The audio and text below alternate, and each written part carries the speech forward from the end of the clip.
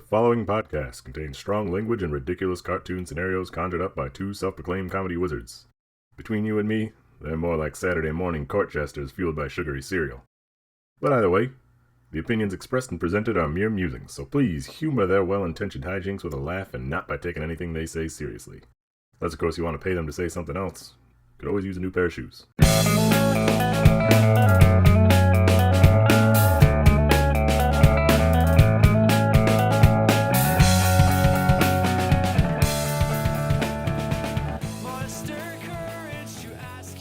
Hey everybody, and welcome to ReviewParty.com. I'm Brent. I'm Matt. Thanks for coming. Thanks for being here. We really mean that. Appreciate it. Especially if you're new. Hello. Thank you for stopping by. Pull up a chair. Come join the little powwow we got going here. Let's jump right into a review. You want to take the first one, or should I? I got it. Awesome. You normally say this is the podcast that reviews reviews, and I feel like something's going to be missing if we don't say that. I feel like that's a little treat. Sometimes you get that. Okay. And I had a good streak of keeping it consistent. But you know, we're Whatever. throwing them off today. But now they're going to be extra thrown off because you said it. I'm on blast now. So what's going to happen next week, huh? Who knows? Who knows? Let's just put it in the past with this Google review from Todd the Handsome Power Guy. Talk about a guy who's doing some self-promotion here. Yeah, talking about a guy who's handsome and has a lot of power. Some of his reviews, he seems kind of like a dick, but also like he writes some good reviews. So it's probably just like a result of the power. He can't quite. His human form can't handle it. Too much power. A little grog, a little grumpy. Anyway, Todd the HPG has a review for the Sheridan Sonoma Wine Country, Petaluma, California. Todd writes, "The butter came in tiny spheres, and the fact that I finally found something in life that's actually a butterball gives these guys a 5-star rating. Also, food was delicious. 5 stars. You know, those little butter spheres are fancy. They are. You ever go to a restaurant and they bring you like a butter sphere pyramid? Yes. Oh man, you can't. You feel on top how of the delicate. world. Yeah, you're on top of a pyramid on top of the world, and the pyramid's made of butter.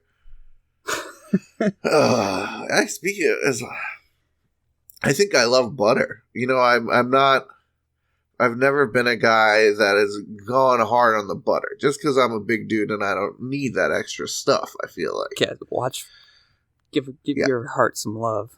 Right. I try to do everything in moderation except lasagna. That really you can't stop me around that. But I think it was just yesterday I made some toast and eggs. And lately I've been doing my toast with peanut butter, but I was making eggs, so you know that's not quite the It's not gonna fly.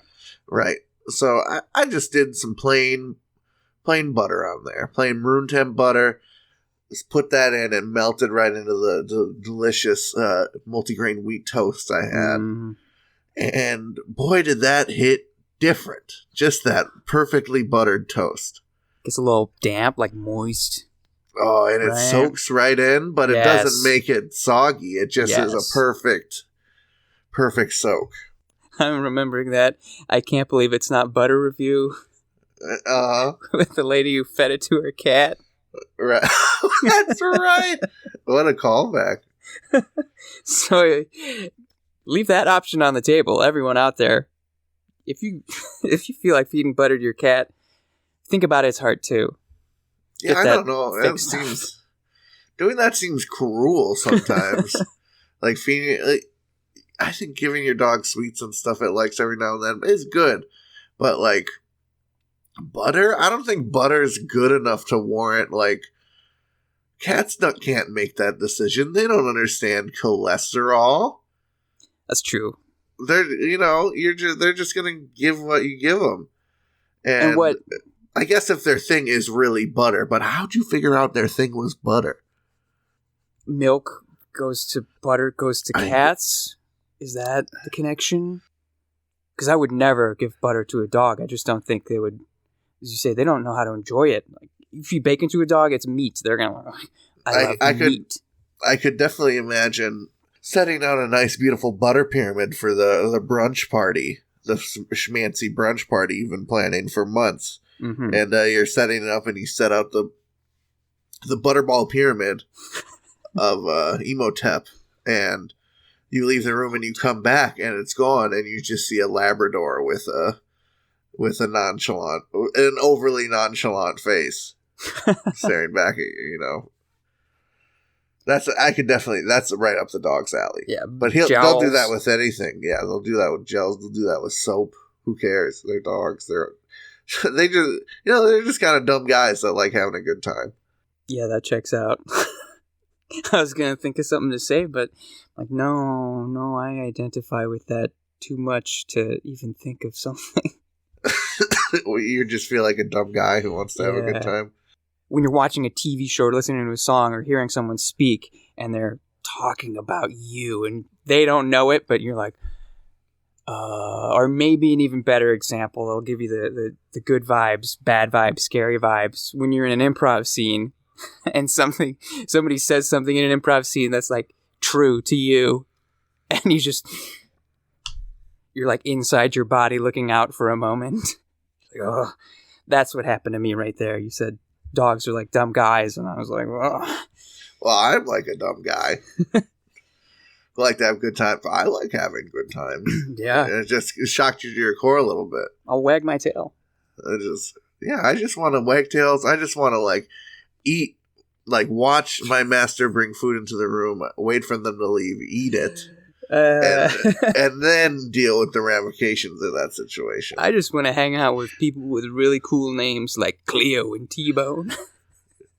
Is this a Clifford the Big Red Dog joke? Clifford reference. Yeah, I always did like T-Bone. T-Bone was a bro. Yeah, I think I really derailed us here. No, I'm on the rails. These are the rails. These are the review party rails, baby. But butterballs, he's right. Butterball turkeys aren't. They don't taste like butter. They're not balls of butter. You never make a baseball-sized butter and have the old Thanksgiving tradition of sling it back and forth. You kind of have a dunk tank situation, but it's just like a butter. It's just a turkey on a stool. Oh. And you got a fastball right down Main Street and stuff that turkey right. You know what I'm saying? Yeah. And the fun part about the game is the butter ball, the butter softball is too big to cleanly go into that. Right. So there's a splash zone. Right. So yeah, you're kind of cubing it as you're fastballing into the turkey. Shaving off some of it. So you got to throw it hard. That turkey is leather belt ratcheted to the stool. It's a shame the holidays are over. Not gonna be able to do that. Got to wait 10 more months to do the old turkey ball tradition. What? I was gonna say, do you have a review? But I have a review, dude. Okay. I have a review. I don't even know what I was going to say. Since we're talking about butterball and some stuff, I have a cookbook review. Not unlike the WoW cookbook I brought to the table. I like that one. Yeah, I remembered you liked it, so I thought I'd do a bit of a redux on it. This is the Hero's Feast Dungeons and Dragons official cookbook. Oh. Authored by Kyle Newman, John Peterson, and Alec Whitworth. Oh, and author one more. Let's mouse over and give that poor sap credit. Oh, that poor sap happens to be official Dungeons and Dragons Limited. I did not need to give them cover. They have enough of it. Mm-hmm. They've done enough with Mr. Gygax's legacy. Anyway, this is a review from Amazon, written by Max Schwetti. I think this guy's Schwetti. I think that's Schwetti. Sweaty balls? Could be. Let's find out. He titles it, "It's Just Bacon. Orc bacon is just regular bacon." He writes, "I don't know who is in charge of making this book, but they either had no time to make this or they lack all inspiration. First off, while I really appreciate the backgrounds pulling a medieval fantasy theme pretty well, the food doesn't look that appetizing. None of the words describing the dishes were really anything special. It's not like there's a fictional character leaving their collection of recipes and knowledge of cultures to the next generation. It's just recipes. Okay, fine, it's a cookbook. It technically doesn't really need to have any narrative or replay opportunities to be a cookbook, but it's based on the self-proclaimed world's greatest role-playing game. So it seems like a missed opportunity. There's nothing in this book I haven't eaten before. I prefer to bake my bacon at 280 to 290, depending on the oven, for 1 hour. Yes, I could add brown sugar and call it orc bacon, but I would bully myself if I did that. I haven't seen any real attempt to create flavor that feels unique to this world. I mean, it makes sense that the drow eat grilled mushrooms. I believe that. It doesn't mean that don't like... It doesn't, or I'm just going to read this straight up. It doesn't mean that don't like feel like I'm ordering off the vegan menu at Olive Garden. What I honestly was expecting was regular food dressed up to look crazy and fun. That's it. Just dye some squids purple and say baby mind flares. That's all you had to do. But no, just bacon. Don't even bother buying it. 1 star. That is awesome. He wants, like the experience that they're going to give at Super Mario Land in Japan, where the burger looks like a little one-up mushroom, and everything looks like it's from the world that you're visiting. Yeah, he refuses to believe that these fantasy characters eat pot roast. They probably don't cook it in an oven either. They probably, he wants it cooked over some sort of elementous magical flame. He doesn't think these warriors eat bread. They eat fucking super bread. And he's mad that this super bread isn't in the book. I mean, I don't know enough about this world to comment. I think they just be eating bread, and maybe they be saying like, this is elven bread. It makes your tummy full. But you can't, like, for example, you can't make the Lord of the Rings elven super fill you up with 1 bite bread, because that's magic. But you can probably make a bread, lambus, it's called lambus bread or something, that tastes pretty similar, and I think that's probably what this book is trying to do. Yeah, you're not going to get the exact same, feelings that the characters do. It's role-playing. He makes a clear point, like, yeah, there's a missed opportunity. It should be narrative because it's a role-playing, but playing is a big, big point there. If you're going to cook, you got to play, too, while you're cooking. Yeah, you just got to, I think D&D is all about imagination, right? It's all about fostering the imagination. And I don't know if this guy's a good player, because he can't have imagination when he's making fucking bacon. Let me tell you this. When I was in the 5th grade, we read The Lion, the Witch, and the Wardrobe. My teacher brought us Turkish delights. I pretended it tasted good. It was like, this is underwhelming. After reading how they loved it in the book, this makes me feel so warm. I like Turkish delights. I guess it depends on the variety. Maybe the teacher, or the 5th grade teacher, wasn't splurging on little brats. That's probably the case. They were probably from, last year's class. Yeah. I feel like they're like big, rich licorices for adults. Gooey bars or something. I like licorice. Bars. Yeah, they're kind of like licorice, but if licorice was like artisanal, like was for ladies that wore fur. And gloves. And like gloves. That white witch. That white witch. She killed Jesus. That's what that book's about, right? Pretty much. I do want to say the best line of this review. There's nothing in this book that I haven't eaten. I know. That's awesome. Just as a standalone line. I don't think he needed to write anything else. I mean, he added a lot of detail on why he felt the way he did, but... Did he want to discover a new food? Did he want some new food that no one's ever heard of before to be in this book? But I feel like, okay, here's my real beef with the review, if we were getting down to the beef. which this person doesn't want to do because that's a real life food that normal humans eat, not fantasy humans. At the end, he just is like, it doesn't even it just has to be regular food, okay? Which is what he's mad about the whole time. Party's over, guys. Just dye some squids. So he's just mad that they didn't put food coloring in the bread. I think so. If they put green food coloring, if they made Shrek bacon with green food coloring, he would have liked it. But no, they just added brown sugar. They just gave me a nice recipe to try. What jerks. A recipe that if he tried, he would bully himself. What does that even mean? Would you go to a school and like slam yourself into lockers repeatedly? Mm-hmm. Swirly yourself for sure. Yeah, go to the middle of a food court and pull down your pants. Oh no! After pouring down your own pants, we run out crying. I was gonna say work really hard on a drawing and then just tear it up. Pulling down your pants is so much better. Make yourself do your homework. Oh, that's parent level bullying. Do your homework, or I'm gonna beat you up. I need a good grade on this essay. I get it. Do the bully's homework, but it's you.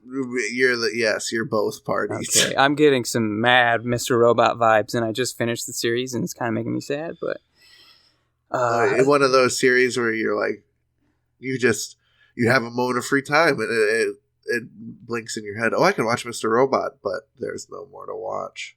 Yeah, like I didn't have anything to watch during my push-up sit-up time today. I'm just gonna rewatch that one episode I really like. Anyway, enough about me. You mentioned Jesus, so I'm gonna go with this one that I have. It's short, but it's sweet. It's a Fiverr review. Haven't been there in a while. What's up, Fiverr? Good reason. Shots fired. I don't feel like we got a value out of our dollar there. Hey, who knows? Maybe we did. Maybe we did. If you're listening because you heard us advertised on some other podcast, that never mind. Yeah, they wouldn't even know if we did it. You wouldn't even know. No, they were all natural collaborations. Yeah. I have a review for a seller's service. The seller is SoCal Christ. Yes. And SoCal Christ's listing is, I will have Jesus say anything you want in a video. No way. He's a guy who looks vaguely like the... Oh, he looks like... Oh, the illusion's already ruined. Well, maybe Sauced Bagel can bring it back for you. I thought he had him on speed dial or something. No, I'm sorry to ruin the illusion. But maybe it's worth it. Sauce Bagel, United States user, keeps it short and sweet. He writes, in all caps, amazing, made me shit my pants. 5 stars. What was the product? The Jesus. Jesus said something in a video. So this guy got an MP3 of Jesus saying, "Happy birthday, Lucas. Hey, catch you on the flip side, dude." And he just shit his pants. Yeah. We don't have to talk about this much. No, I want to talk about this a lot. I want to break this down. So this guy did he order this, or was this a gift? I think he ordered it. He's the one leaving the review, so he ordered it. I feel like you get this as a gift, and you think it's Jesus. Whatever, Maybe you made the same leaps of logic that I just made, but you order it. You have to know that's not Jesus. You've read the ad. That's true. You've seen the Fiverr page. What were you expecting? How did this defy expectations?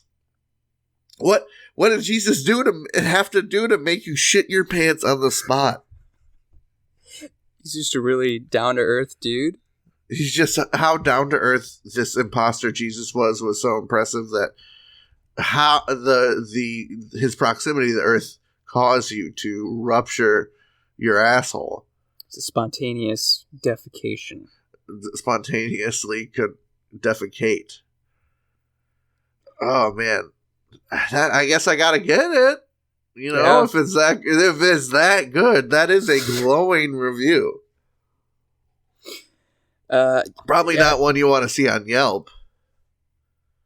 No. The lobster tail was so good that I shit my pants.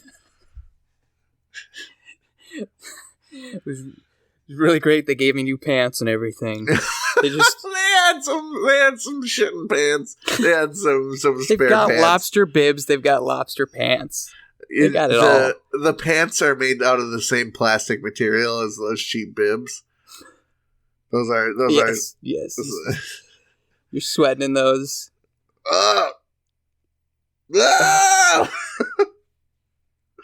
Oh man, they don't have the baby changing station in the bathroom for babies. For a big man.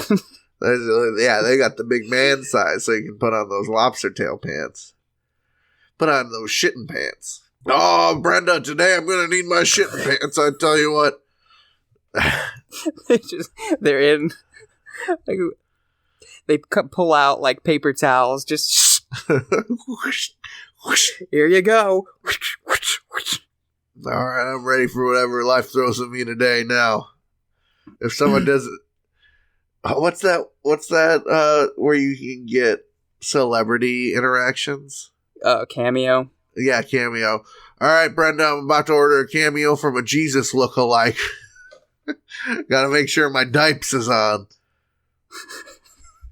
Anyway, I got a review to get us away from this place. Also a quick one. Also a quickie. This is a review for a book called Guitar, the World's Most Seductive Instrument. It's a picture book. A bunch of nice artsy pictures of sexy pictures of guitars, those curves. Yeah, and little write-ups about some different guitarists. It seems like a cool book for any guitar fan. On Amazon, by the way, if I didn't mention. But Trout, he's got some shit to say about it. Trout titles his review, "For me, nothing new here.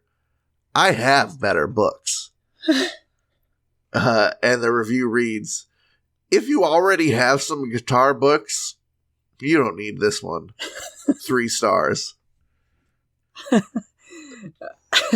It's like he's seeing right into my life. How does he know I have multiple guitar books on my shelf? I think if you know, the guitar, the world's most seductive instrument, is making money off of people with 2 or less guitar books. You know what I'm saying? Mm-hmm. The most of the money is off of guys that got bookshelves of guitar books.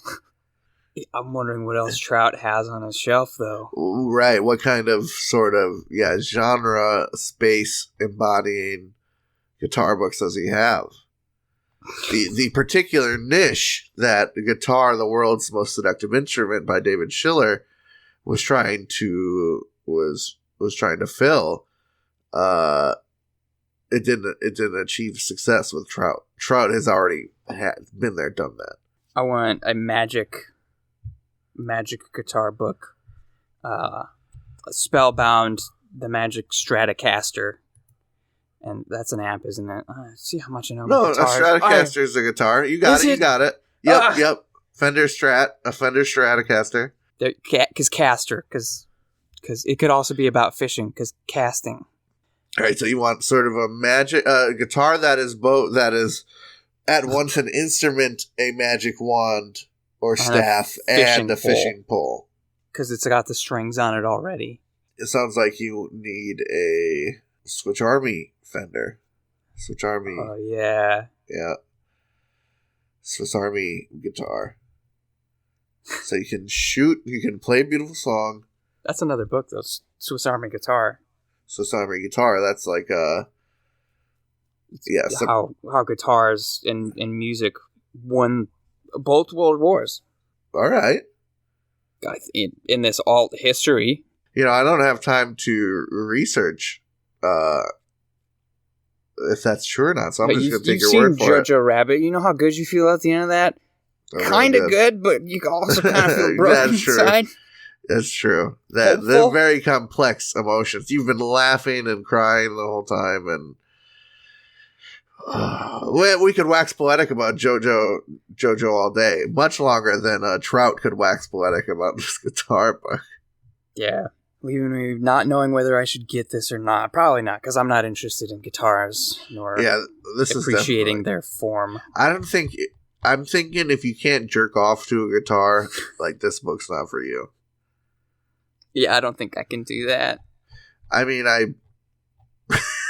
Unless it had a good picture, like, printed on its body. Oh, if it had a sexy lady on it. Yeah, if there's a sexy lady. A pinup on the guitar. That's my weakness, is sexy ladies. Yeah. It's in my bio everywhere.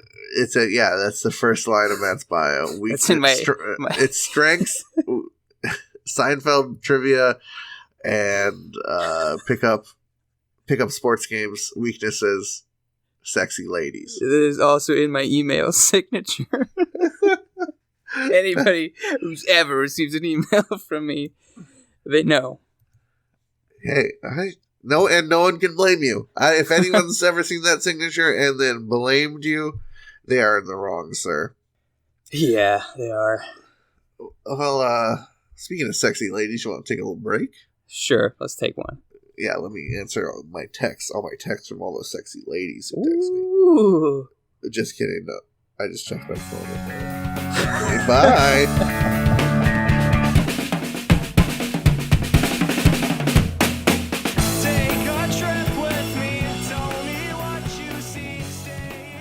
Hey everybody, thank you for listening to our lovely little podcast.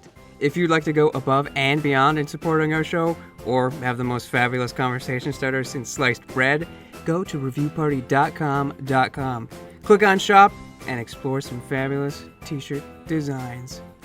Where's your favorite place to wear a t-shirt? On my body. Mine is at the store. That is a good place to wear a t-shirt. Reviewparty.com. Click shop. Why stop there? Don't stop now. Don't stop me now, because I'm buying a t-shirt. I'm buying a shirt. Ladies and gentlemen, friends and enemies, welcome to the second half of the episode, and welcome to a featuring something from the Unfinished Business podcast. Our friends, the Craigslist boys, those boys who wade into the deepest, dirtiest, most brackish waters of the internet, sometimes a little scarier and seedier than the internet reviews that we look at. They send us some salacious stuff, and we send them, reviews. I feel like we are like Pitfall running through Amazon forest. We're jumping on alligator heads, swinging over quicksand. They are excavating sewage. Mm-hmm. They are like head to toe in hazmat sewage, or head to toe in hazmat suits, diving into the sewage like Evangelion mecha into the lava, diving down. They just have like a tether roped up to a crane, and they're wading through this poo-poo looking for funny stuff. And they send some our way. Yeah, and then they have one of those treasures for us today. I'm happy to be Pitfall, by the way. Classic game. Lovely. Stands up today. So, what I have today is from the Rants and Raves section of Craigslist. I don't tour Craigslist very often these days, so I didn't even know all these things are out there, but Rants and Raves, pretty self-explanatory. It's just people, I guess if they don't want to post it on Facebook or something, they get that manifesto out there on the C list. And it's like a regular Craigslist user, right? Like, this isn't he wasn't looking for a place to rant and rave. Right, He had a rant and rave, and he knew exactly where to go, or she. I'm pretty sure it's a he. All right. I'm ready to find out why that's funny. This rant/rave is titled, also, before I get to that, in case I didn't make it clear enough, Craigslist contains some dirtier stuff than we normally feature, so be prepared, audience. Yeah, we don't pull any punches, but just know that this is a big dirt stinky punch. Yeah, so if you feel like we go too far, we apologize in advance, but this is what people are posting out there, so we're just the We're just the conduit to your ear. I have no sympathy for you, audience. Enjoy this beautiful comedy we're about to orchestrate. This rant is called Tits That Hang Down Low, low on the chest, parentheses, a woman's chest. Oh, my goodness. How do you want me to read this? Do you want me to read it like, give me a style? Just like, I don't, like a base, not quite old-timey baseball announcer, but that sports, like, article cadence. Sports article? Or whatever, however, take that, just sports, I guess, is your suggestion. Take that as you will. That could go a lot of ways. You got the play-by-play, you got the color commentator. Right. What are you feeling? What's speaking to you? I'm just going to go for it. I like them. The lower they hang, the better. I mean the kind that are narrow at the point of attachment with the bulk hanging down low. Like if you put a softball in a tube sock. But of course not totic breasts with downward pointing nipples. Oh, how I long to give those types of breasts the attention they deserve, and to have them dragged across my face and body. Bow. Does he bow? No, that was me. Oh, you bowed. You bowed with that performance. You sort of embodied. You were kind of like a disgusting rat of a little sports. The guy on the sidelines, Well, let's throw it over to Bubkiss on the sidelines. Oh, look at his bow tie. Look at this little creep with this little bow tie. What are you going to talk to us about today? Hey, everybody, not totic breasts. I love knockers. That's what this freak on the sideline says. Yeah. I was cringing the whole time. I know you've already read this. So you know what I have to say about this, honestly? Tell me. It's nothing I don't already know. I feel like this is the same feeling from the cookbook. This is nothing new. The guitar book too. This is nothing new. I know. There's a pervert out there that wants a specific type of breast dragged across his body. Not out of the question for me. I know. Could told you that. Yeah, I won't. I know there's guys like that out there. Me? Breast? Not a million years. Nah, leg guy hair. I like guy hair. That's my fetish. Yeah, when you got a clean, squared back of the neck. Ooh. Or when you got that happy trail that's trying to lead you someplace. I don't know what you're talking about. No, I already gave it away. I like sexy ladies. Sorry, everybody. I like sexy ladies the whole time. I don't think, I enjoy the touch of a breast as much as the next guy. But I've never had the thought, like, please drag those across me. I just picture the woman in his fantasy, the woman is a paintbrush and he is the canvas. That's the problem with it. He is a passive player in his fantasy. And you can't relate to that. Come on, you want the world to affect you, buddy? No, you need to be the actor in your own life. Sure. But, I mean, this isn't his own life. This is the bedroom. And if he just wants to lay there like a corpse, then maybe that's his thing, And see, maybe I can kind of relate, because my ideal fantasy is I just want sort of a caveman, dinosaur type environment. But I don't want to be the hunter-gatherer. I want to be at home in the hut cooking. Okay. And my beautiful 12-foot tall Amazon wife Helga. Helga fucking Helgamesh fucking slams like saber-toothed tigers over the head and brings their corpse to me, and I clean them up, do all the nice cooking, make her some nice saber-tooth steaks, and then she takes me in the night. Takes you. Okay, you're a passive player too. Yeah, and I have no choice but to lay there, much like when a bear, when you're trying to play dead from a bear. That's the sort of sexual experience. I'm just living in fear. Things are happening to me. I dare not move. I dare not move a muscle. Well, that paints quite the picture. You're welcome, everyone. You're welcome. I think equality anywhere, bedroom or otherwise. Everybody can do their fair share. Is that libertarian of me to say? Libertarianism in the bedroom? I respect it. I respect it. To each their own. But I guess I can't say I respect the person who wrote this review. No, this is a weird No, this is a weird. At least he expressed that to like anonymously on Craigslist rather than like, standing on top of the fountain in the middle of a mall. I guess that's megaphone. Why that's the purpose for Craigslist. It can be anonymous. Duh. That's anonymous. You just gotta get something about chests off your chest. You know what you're saying? You know what I'm saying? Yeah, he's done it. Speaking of which, I got someone trying to get something off their chest here. Okay. This is a review from Amazon for Blade Runner, the director's cut. Written by Philip Marland. They did not want to stay anonymous. And they title it, Flawed Premise, Buy the Soundtrack. What? Okay. I purchased this version wanting to see it again since watching it in theaters years ago. It is advertised on Amazon as PG, but the cover says R at the back bottom. It is far less violent than most movies today, but it can still be too much.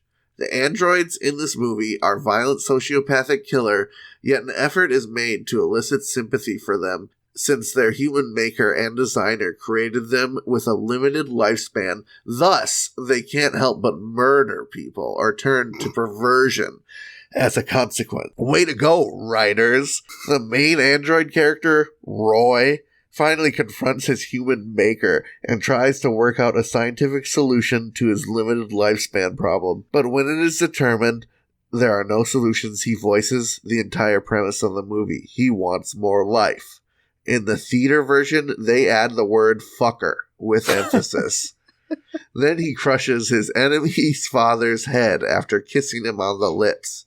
In this final cut version, he simply says father and then crushes his head. Ah, the artistic subtleties. This scene emphasizes the complaint concerning limited lifespan by design. Of course, this is a veiled complaint concerning our limited lifespan. The Harrison Ford character is willing to hunt down these androids and kill them for money, a true mercenary. Rachel is the lone android you feel sorry for as she struggles to understand who or what she is. A little spoiler alert here if you want to remain safe from spoilers from a movie that came out in 1982. Fast forward a little bit. Overall, the movie is disturbing as it presents the veiled complaint that we're used to the word veiled something. It's just like, I don't know what actually this is called, so let me veiled. Anyway, we'll talk about that after. Quietly is another one. Yeah. That we humans were designed by a limited lifespan by our creator and the designer, which isn't true. Scientists today say our brains were designed to hold more data than we store in 70 or 80 years. They also say our cells should self-repair at a rate enabling us to be renewed forever. In the context of biblical thought, we were created to live forever, but our human parents chose to pull away from their creator and designer, thus passing our imperfection and death to our children. However, a way was made available for the humans to reach out, and it was proved a state of unending life in life as originally proposed. The choice would be ours. We do not have to be finite. Thus, the premise of Brain Letter fails. We weren't designed to die. Okay, here's the spoilers. In the end, the Harrison Ford character is rehabilitated when he takes the confused Rachel android away with him and thus away from harm. They are together in the last scene, flying away in a plane. I guess production ran out of money for a special effects hovercraft. That was the original version in theaters. Also, we do not hear the thoughts of Harrison Ford character as we do in the original, which is a huge fail. His thoughts, especially at the end, explain the premise of the entire movie. That was the whole point. The future Earth is depicted as polluted and degraded despite technology, much like today. The soundtrack is beautiful. The main theme is shimmering and resonates. I would therefore buy the soundtrack and pass on the movie. 1 star. Okay. All right. Now, this is one of my favorite movies. It's really good. It is a classic. Honestly, I don't know if this is a blasphemy. I haven't really talked to diehard Blade Runner fans, but I kind of love the new version. The 2049? Yeah, 2049 I think is like a masterpiece. It. Not that Blade Runner isn't a masterpiece, but I really dig 2049 for a lot of reasons. But that's a conversation for another time. What we got to talk about is Mr. Flawed Premise, Veiled Complaint, Quiet Emphasis here. Did he say that we can live forever, but our parents passed on? I think he said that's what the Bible said. Oh. The Bible said the parents hereditarily passed down death. Boy, some people get freckles. The Bible says. Some people get freckles. Some people get mortality. Them's just the different strokes. Some people. Oh my god. So what do you think? Should you just listen to the Blade Runner soundtrack? Just watch the version you want to watch. There's multiple versions of this movie. You don't need to unload on this specific one. This director's cut is a sham, apparently. I mean, I agree with him. Don't cut out stuff that's cool. I think the director's cut adds stuff, but I from reading, I don't know. I think the final cut has Harrison Ford voiceover. The director's cut does not. Something like that. The versions of this movie are extremely wild and all over the place. I couldn't tell from reading, because there were also the reviews for the director's cut and the final cut, and all like 3 or 4 cuts are all mashed into one page. Oh no. So yeah, who knows what's going on with that situation. I'm sure that's Googleable, which is the best Blade Runner version. It'll be there. But I don't think this Phillips an authority on that for sure. I don't think he's an authority on much. He's an authority on the saying fucker with emphasis. I liked that part. Yeah. I think he means it's a positive thing. In the theater version, he adds the word fucker with emphasis. Which, by the way, they did a little asterisk out. But they left the F and the R. This ain't my first fucker rodeo. So what do you think? Do you think, what do we got to say about Blade Runner here? Flawed premise by the soundtrack. I'm not sure how I feel about looking at the review of one product and somebody writing in that review telling me to buy a different product. I'm not sure whether I like that or don't like it. I'm not sure whether I like this guy's attitude. I don't like his attitude. Exactly. Also, just the violence in this movie are violent sociopathic killers. I feel like no, they're not sociopathic. No, that's not like a trait they all have. There's just like a couple of them that are a little messed up. Most of them are just trying to survive. We're just trying to survive. An allegory for us right now. This reviewer wishes they knew the word allegory. Yeah, they would have used it a lot. Yeah, that would have really fixed things. If they had ever learned any words, any sort of vocabulary. Anyway, yeah, I'm sure anyone that loves Blade Runner is already fuming. We don't have to go over that. And anyone who doesn't know about Blade Runner, hopefully you appreciate how dumb this person is. Do you have a review? I do. Yeah, I've got actually 3 reviews for this one product. They're all pretty banging. And they're not so dense. I think we can just take them, comment, pew, pew, and pew. Go. This is 3 Amazon reviews for Macy Gray's album, On How Life Is. Which one's that? Is that the one I would know? Probably, yeah. The one with the popular singles on it? Yes. Okay. I think it's her first one. Okay. And this first review from October 12, 1999. from Stephen K. Pavlovic is probably one of the meanest reviews I've ever read. Oh, no. Not Macy. Not Macy. Oh, God. I tried to say goodbye and I choked. So I went away and I stumbled. Okay, anyway. Stephen writes, he titles his review, "I can't believe I paid money for this CD." And he writes, "If Macy Gray herself were edited out of this CD, along with her annoying posturing and puerile lyrics, there might be something left worth listening to. What was I thinking when I bought this? 1 star." Isn't that just devastating? It is not very nice to Mrs. Gray. Yeah. Dan Adler writes a bit more, and it is kind of nice. Dan titles his review, "Donald Duck neutered with a potty mouth." He writes, "My 12-year-old cousin played this CD in the car this weekend, and I have mixed emotions about it. The music. The instrumentation and production values were pretty good. Some of the songs were kind of generic, but a few were really good. We listened to Do Something a few times. The music is really infectious. Her voice. It's really annoying. She has a back-of-the-throat style singing that reminds me of Donald Duck's voice. I mean, it's really terrible. All I could think while listening was that Donald Duck had lost his manhood in an industrial accident and was singing dirty words." Why an industrial accident, dude? Gee, why do you have to? Why is that detail important? He really lost him.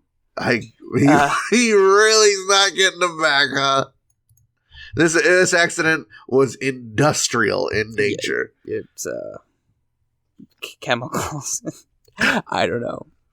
Which brings me to the lyrics. There's just too much sexually explicit material on this album. I was appalled that my 12-year-old cousin had this album. She's still a kid, and she doesn't need to grow up any faster than she already is.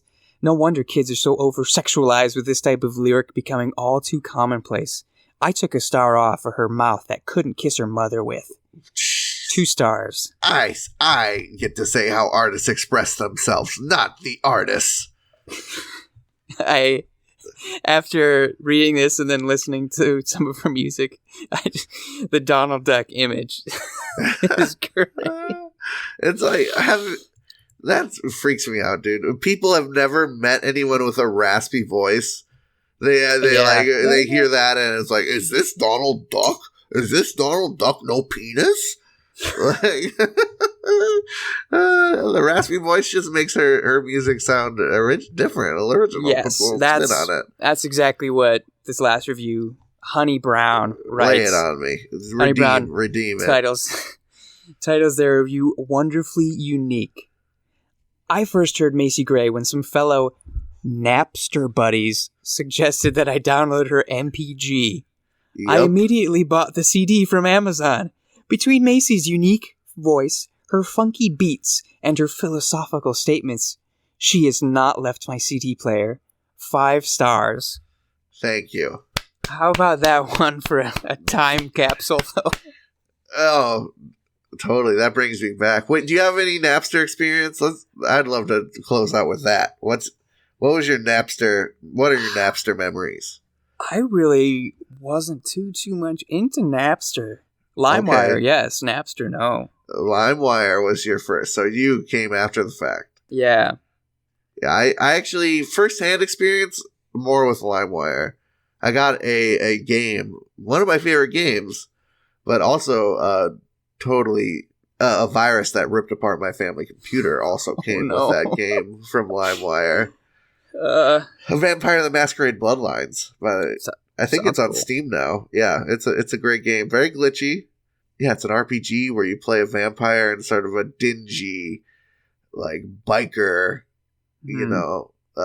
dreary, dark future style vampires with different clans. And yeah, it's a good one. If you like RPGs, Vampire the Masquerade Bloodlines. Anyway, as far as Napster, I remember going to my cousin's house. They had Napster. They're like, yeah, you can just get whatever music you want for free. And yeah, so I was like, really? And they're like, yeah, we got these CDs. We can put them on there for you. We can make whatever you want. So, I got the whole Linkin Park discog. which I believe was like the first 2 albums in that remix album with the Gundam on it, left their house with Napster versions of that. That's not bad. That's a good haul. Good haul. Should have gotten the Macy Gray album too. Tracy Chapman, all the hits. All the hits. She had a fast car. Tracy Chapman and Macy Gray should make a collab album, just like, and it would just be 2 women that have voices that are kind of fun to emulate and make fun of. Trying to think in my head, I choke. I can't even do it. Macy Gray is next level, dude. She's got it. And Tracy Chapman's got it. Don't get me wrong. Tracy Chapman has got the hits as well. Nothing but respect for these women and their beautiful art, and disrespect for those 2 reviewers. I think it's time. Yeah, that sigh was weighted. Well, that was the entire episode escaped. The energy from the episode just escaped my body. Goodbye, comedy. Hello, plugs. And the first plug I'd like to make is a plug for you, the listener, the audience. Hey. Big appreciate for listening. We got new episodes come out every Tuesday morning. We'd love to have you there giggling along with us and hanging out. Speaking of hanging out with us, if you'd like to be featured on the show, send us a wacky review. We love getting user reviews from users such as yourselves. And playing them on air. Send an email with a hyperlink to the review to reviewparty.com@gmail.com and include your name so we can throw you some credit. 4 other ways to change this from purely a one-directional relationship. We're just talking at you right now. If you want to talk at us, you can find us on Instagram at reviewparty.com or on Twitter at reviewpartypod. Stuff's happening there like all the time, guys. All the time. And you could see what we're saying, and you can say things back. That's really cool. You can also go to reviewparty.com, where you can read the blogs that are being written. You can find all the old episodes. You can find the shop where there's crazy things like the Amazon products featured on this same very show. I recommend. There's also the After Party Review newsletter. It just says, hey, what's up? I'm in your inbox right now because it's Tuesday evening. Yep. And if you want more ways to know it's Tuesday evening, make sure you follow us wherever you prefer podcasts, and wherever you don't. If you feel like going wild and following us on some other shit, hey, that's awesome too. And let your friends know about the podcast. You have a friend that likes comedy podcasts? Boy, I bet they'd like reviewparty.com. Funniest show about reviews on the internet. Funniest shows about funny internets on the funniest internet review.com. And very big thanks to our buddies Nosebleeds for letting us use their jam, Bread for Breakfast. You can find more great tunes from them on their Spotify, Nosebleeds. That's just one word, folks. I got an ender. I got a little finisher. Hit me with it. This is a review for the manga Doro Hetero. This is for volume 1 of that comic book. Okay. It is written by Asher Perienti. They title it Running Late, and they write, has been several months late. Finally arrived in great condition, but yeah, 4 stars. I'm a but yeah guy. I'm a leg guy. All right, like guys. I'm Brent. I'm Matt. Thanks for stopping by. Take it easy up there, folks.